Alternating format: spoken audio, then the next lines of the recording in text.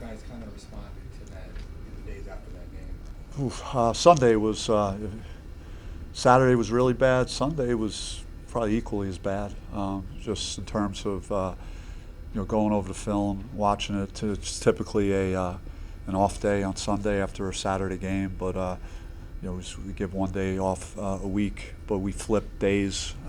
Took Monday off, and everybody came in on Sunday. It was more mental, I think, than physical. It was a physical part of it on the floor in practice, but it was more just watching it and seeing the mistakes that were made, try and learn from it.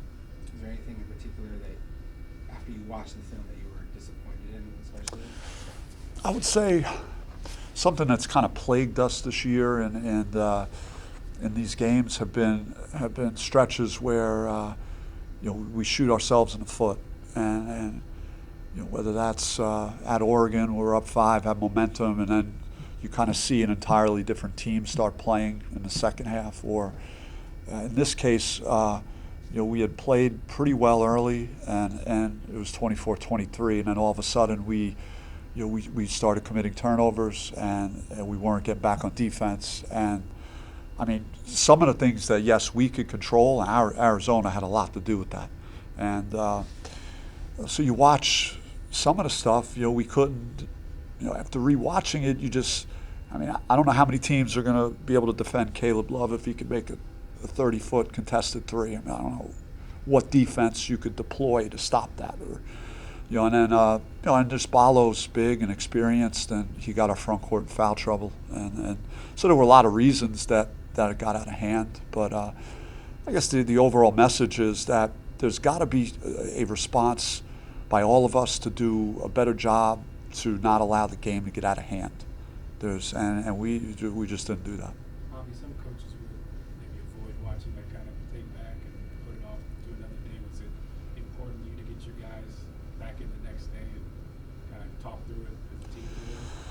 Yeah, there was too much just a lack of rebounding, getting back on defense, things that we should be able to do a better job of. So it was immediately, I thought the best way was to get it out of our system was to all be there again quickly. And I thought that gave us the best chance to be competitive tomorrow.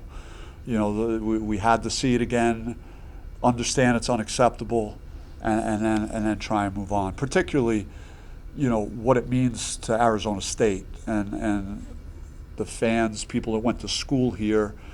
We're in a different era of college sports where there's so many guys playing at different schools that, do they understand what it means for people to lose that way to that team? And how that stings. So there was something extra there that they needed to understand about, what that game means. And I think we failed, all of us, in that way. How important is it going to be next time out against Washington to get off to a good start, just to get some positive mojo kind of going again? I think it's always a plus if we could do that. It doesn't guarantee anything. I'd much rather see us close like a freight train, as the game is going on, and just really taking over the game. But you never know, like the impact of losing like that, how what it does to your team and how they're going to respond. And so we'll know tomorrow. Coach, how do you get your team ready for this final stretch of the year, leading into the Pac-12 tournament? There's still a lot to play for because the seedings are not decided yet, and there's still a chance to move up if we avoid the types of stretches we've had in some of these games that have cost us. And if we could play better and finish better, there's a chance to again have thinking about Vegas and where we end up in the standings. Do you want to be known as a team that had a winning season or a losing season? Because either is in play right now with 5 games left. So that's a decision that we have to make as a group. Coach, when Collins isn't operating at his highest level offensively, he didn't have double-digit points in that last game. Who's that next scorer who you look to put points up on the board? Yeah, well, I think it's tough. We have Jose that we ended up, running a lot of offense through at Arizona because there weren't a ton of answers, for getting the ball to go through the basket. I would love to be able to have someone that we could throw it inside to besides Jose. And unfortunately, in that game, it was a revolving door with our front court in foul trouble. So it was hard to stabilize anything around the basket. But to answer your question, I think we just need guys like Adam Miller and Jemiah Neal to be the most next logical candidates to.